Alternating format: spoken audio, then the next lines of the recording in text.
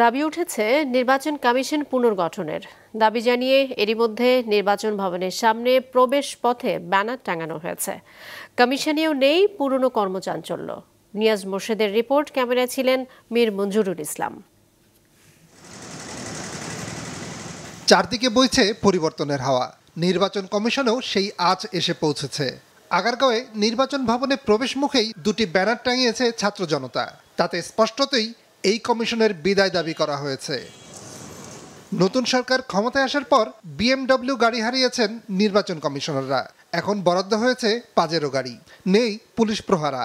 নিরাপত্তার অভাবে নতুন সরকারের শপথ গ্রহণ অনুষ্ঠানেও যোগ দেয়নি এই কমিশনের সদস্যরা।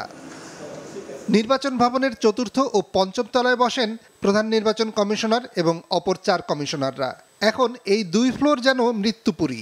কাজ চালানোর মতন কয়েকটি লাইট জ্বেলে রাখা হয়েছে। কর্মকর্তাদের অধিকাংশই নতুন কমিশনকে স্বাগত জানানোর অপেক্ষায় আছেন। সোমবার সকালে নির্বাচন ভবনে গিয়ে দেখা যায় সব কমিশনাররা সিইসির রুমে বৈঠকে বসেছেন। এই বৈঠক চলে প্রায় 2 ঘন্টা।